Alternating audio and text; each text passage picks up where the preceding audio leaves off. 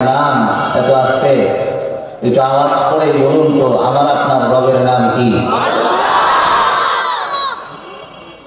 আল্লাহ তাআলা যে জমিন সৃষ্টি করেছেন, এই জমিন আল্লাহ পাক একদিন যেমন সৃষ্টি করেছেন তেমন এই জমিনকে ধ্বংস করে ফেলবেন, রাখবেন না। জমিন ধ্বংস হয়ে যাবে। যে আসমানের নিচে বসে আছি, আসমান রাখবেন না, ধ্বংস করে ফেলবেন। আসমান বিদীর্ণ হয়ে যাবে, তারকাগুলো খসে খসে পড়ে যাবে, সমুদ্রের ভেতরে তরঙ্গ বইবে, আর যারা মাটির নিচে যাবে তারা মাটির উপরে উঠে যাবে। জিন্দেগির কর্মগুলা সব তার সামনে হাজির করা হবে।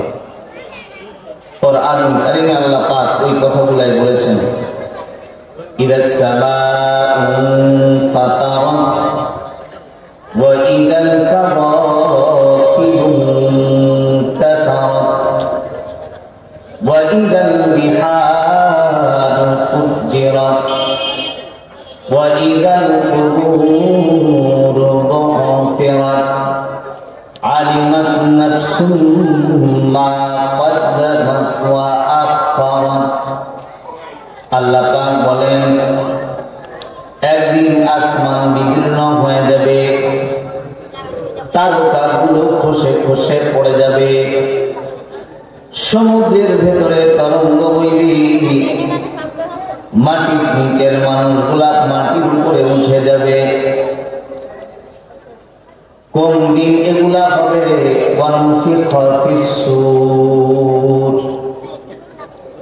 যেদিন আল্লাহ তাআলা ওই ফেরেশতা ইসরাফিল সিংহায় ফুঁক দিবেন। ইসরাফিল আওয়াজ দিলে সব ভেঙে চুরমার হয়ে যাবে। আল্লাহ তাআলা নতুন এক দিবস কায়েম করবেন, যে দিবসের নাম হলো ইয়াউমুল কিয়ামah, কিয়ামতের দিবস। যেদিন এমন ভয়াবহ অবস্থা হবে যে যেদিনের ভয়াবহতায় বাপ তার সন্তানকে ভুলে যাবে, ভাই তার ভাইয়ের পরিচয় ভুলে যাবে, স্ত্রী স্বামীর পরিচয় ভুলে যাবে, স্বামী তার স্ত্রীর পরিচয় ভুলে যাবে। ইয়াউমা ইয়াফিরুল মার'উ মিন আখিহি ওয়া উম্মিহি ওয়া আবিহি ওয়া সাহিবাতিহি ওয়া বানিহি। ভাই তার ভাইয়ের পরিচয় দিবে না, গোপন করবে। সন্তানের পরিচয় বাবা গোপন করবে, স্ত্রীর পরিচয় স্বামী গোপন করবে। কারণ দিবসটাই হবে কিছু মানুষের জন্য রিমান্ড।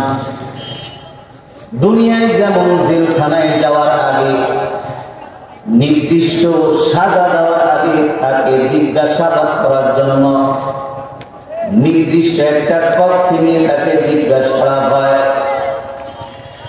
রিমান্ড বুঝেন আপনারা? রিমান্ড বুঝেন?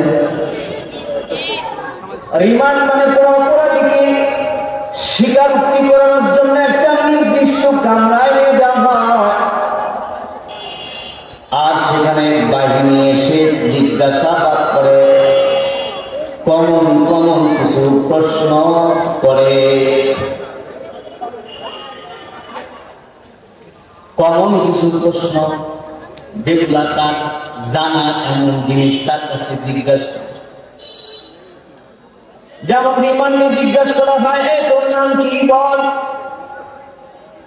আপনার নাম জিজ্ঞাসা করলাম, এটা আপনার কাছে কঠিন, বলা সহজ না কঠিন? জিজ্ঞাসা করলে তোর বাবার নাম কি, তোর দাদার নাম কি, তোর চাচা কয়জন, চাচাগুলার নাম বলো, তোর ফুফু কয়জন, ফুফা কয়জন, এই কয়জন, চারজন, তোর নাম বলো। খালা কয়জন, এই কয়জন, খালু কয়জন, এই কয়জন, নাম বলো। সব জিজ্ঞাসা করে, তো ওর নামগুলা বলে তো সব লিস্ট হয়।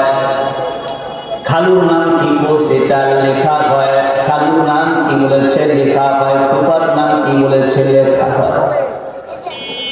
লিখে বাহিনী চলে যায় আর একটি রিমান্ডে আবদ্ধ করে আর এক টিম এসে হাজির হয়। এসে আগের বাহিনী যে প্রশ্ন করেছে একই প্রশ্ন করে, এই তোমার নাম কি? আমার নাম অমুক। তোমার বাবার নাম কি? আমার বাবার নাম অমুক। এই তোমার চাচা কয়জন? এই কয়জন নাম বলো, নাম বলে। ফুফা কয়জন? কয়জন নাম বলো, নাম বলে। কিন্তু নাম বলতে যায় দরে। আগে বলছিল চাচার নাম আব্দুর রহমান, এখন বলে চাচার নাম আব্দুর রহমান। কিরে, আগে যারা আসলো তাদের কাছে চাচার নাম বললা, আব্দুর রহমান লেখা ছিল, আর এখন বলো আব্দুর রহিম, কারণ কি? বলে তখন তোর দরে ভুলে গেছিলাম, আব্দুর রহমান নাম বইলা চালায় দিছিলাম। তারপরে দুনিয়ায় একটা বাতির নিচেই আর একটা একাকিত্বের ঘরে আপনজন কিনা কিচ্ছু নাই, আর আমার বক্তব্যের পরে আমার সাজা কদ্দুর হবে এটুকু ভেবে জানা জিনিস হারায় গেছে। এমন চাচার নাম ভুলে গেছে, বাবার নাম ভুলে গেছে। এটা যদি দুনিয়ার রিমান্ড হয়, তাহলে যেদিন কাহার আর জালালের রূপ নিয়ে বসবেন, ওই মালিকের সামনে যখন আপনাকে আমাকে দাঁড় করে জিজ্ঞাসা করা হবে, বলো হায়াতের 60 বছরের কর্মগুলা কি করেছো, জবাব দাও। তুমি তোমার 40 বছরের হায়াতে কি নেক আমল করেছো, জবাব দাও। জুয়ান কালে যুবতী হালতে যুবক অবস্থায় কি কাম করেছো, জবাব দাও। বলুন তো, কাহার আর জালাল ওই জজের সামনে দাঁড়িয়ে প্রশ্নের জবাব দিয়ে জান্নাতে যাওয়া সাহস হবে না কঠিন?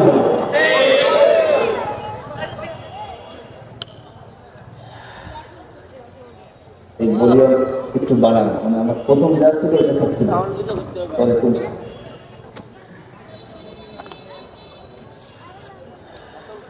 আল্লাহ পাক নিজে জজ হবেন, জজ বিচারকের কাজ করে দিবেন।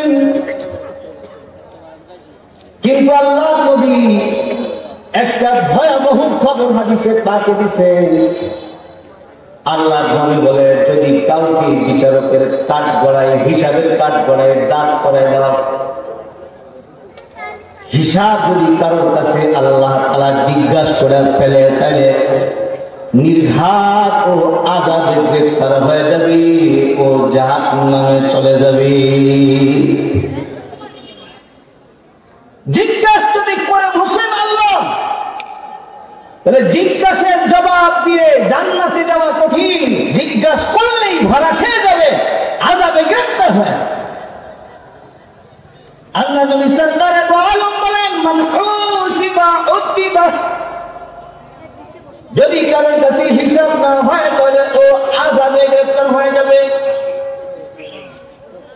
তবে নবী যেমন ভয় দেখাইছে, আল্লাহ নবী তেমন উম্মতের জন্য সহজ করে দিয়েছে।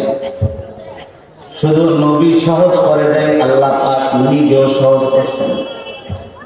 আল্লাহ পাক নিজে জানায় দেন, ও দুনিয়ার মানুষেরা তোমরা শুনো, হাসরের ময়দানে আল্লাহ তাআলার আদালতে কি দেয়, 4টা কাফেলা এমন দাঁড়াবে যাদেরকে আল্লাহ তাআলা কোনো হিসাব নিবে না, বরং বিনা হিসাবে আল্লাহ তাআলা তাদেরকে জান্নাত দান করবে। দুই হাত সোজা করেন সবাই, দুই হাত সোজা করেন, হ্যাঁ সোজা করেন, সোজা নাড়াচাড়া দেন, আওয়াজ করে বলেন আল্লাহু আকবার, আরো জোরে আওয়াজ করে বলেন আল্লাহু আকবার।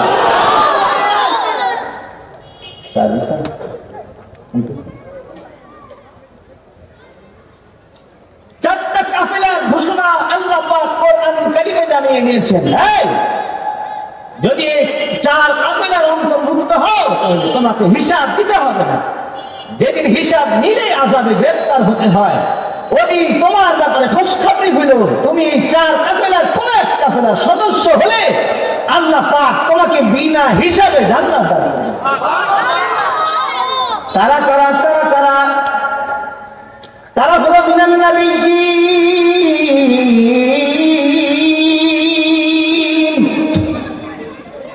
মিনান নাবিয়্যিন ওয়াস সিদ্দীকিন ওয়াস শুহাদা ওয়াস সালিহিন ওয়া হাসুনা উলাইকা রাফীকা। আল্লাহ পাক বলেন 4টা দল বিনা হিসাবে আল্লাহর আদালতে জান্নাতে যাবে। তার মধ্যে 1 নম্বর হলো সকল পয়গম্বর আলাইহিস সালাম।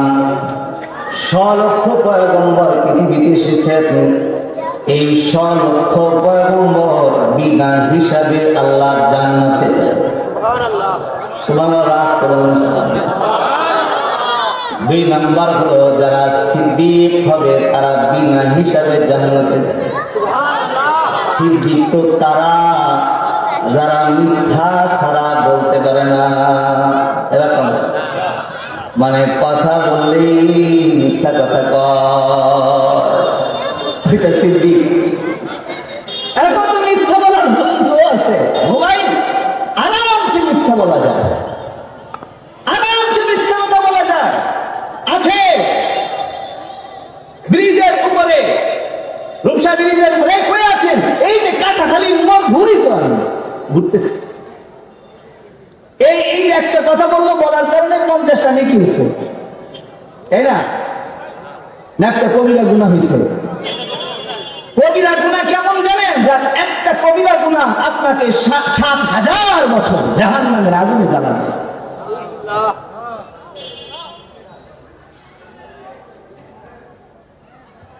সিদ্দিকদের আল্লাহ পাক বিনা হিসাবে জান্নাত দান করবেন। সিদ্দিক তারা যারা শুধুমাত্র সত্য বলে তারা সিদ্দিক না, যারা সত্যের উপরে অটল আর মজবুত থাকে। মুসিবত এসেও যাদেরকে সত্য থেকে সরাইতে পারে না, বিপদ এসেও যাদেরকে মাথার টুপি সরাইতে পারে না, মুসিবত দিয়া মুখের দাড়ি সরাইতে পারে না, মুসিবত দিয়া পাঞ্জাবি সরাইতে পারে না, মুসিবত দিয়া আল্লাহ নবীর সুন্নাত সরাইতে পারে না, ফাঁসির দড়ির ডর দেখায়া তাদেরকে হক থেকে সরান যায় না। যারা হাসি মুখে ফাঁসি নিতে রাজি কিন্তু হক থেকে এক চুল সরতে রাজি না। জ্বলন্ত প্রমাণ দেখবার চান তো আমাদের কিছু নগদ আকাবিরদের দিকে তাকান। আল্লামা মামুনুল হক 4 বছর 3.5 বছর জেল খাটছে।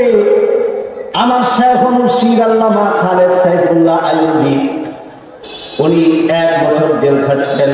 1 রমজানে গেছে, আরেকজন রমজানে বের হয়েছে।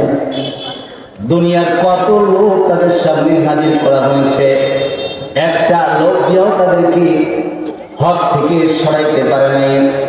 জেল খাটছে, জুলুম হয়েছে, যারা জুলুম করছে তাদেরকেও জাতি যেমন কিনেছে, আর যাদের উপরে জুলুম করছে তাদেরকেও জাতি কিনেছে। জুলুমের সাজা কি হয় এটা জাতি দেখেছে, আর মাজলুমের দোয়া কিভাবে কবুল হয় এটাও জাতি দেখেছে। আল্লামা মামুনুল হক পালায় যায় নাই, খালেদ সাইফুল্লাহ আইয়ুবী পালায় যায় নাই, কিন্তু জালেম পালায় যাইতে বাধ্য হয়েছে।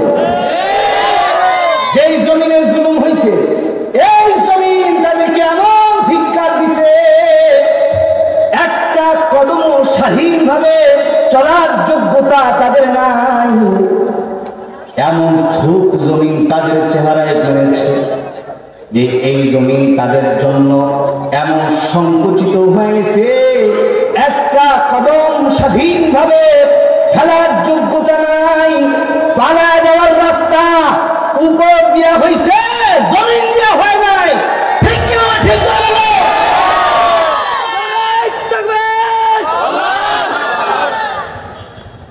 জুলুম করলে কি সাজা হয়, আর মাজলুমের দোয়া কিভাবে কবুল হয় 2024 এসে চোখে আঙুল দিয়ে তোমাকে বোঝাতে হবে না। তবে হে জাতি, তোমরা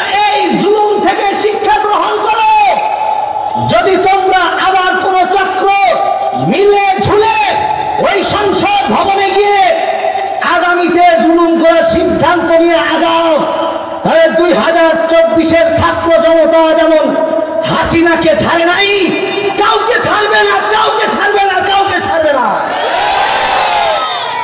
কাউকে ছাড়বে না। এ জাতি বুঝিয়ে গিয়েছে যে এই শাহজালাল, শাহপরান, শাহবাগদুমের জমিনে কোন জালিমের ঠাঁই হয় নাই, আগামীতেও কোন জালিমের ঠাঁই এই সোনার বাংলায় হবে না, হতে দেওয়া হবে না। কিয়ামতের ময়দানে আল্লাহ পাক সিদ্দিকদেরকে বিনা হিসাবে আল্লাহ পাক জান্নাত দান করবেন। সিদ্দিক যারা হবে তাদেরকে আল্লাহ তাআলা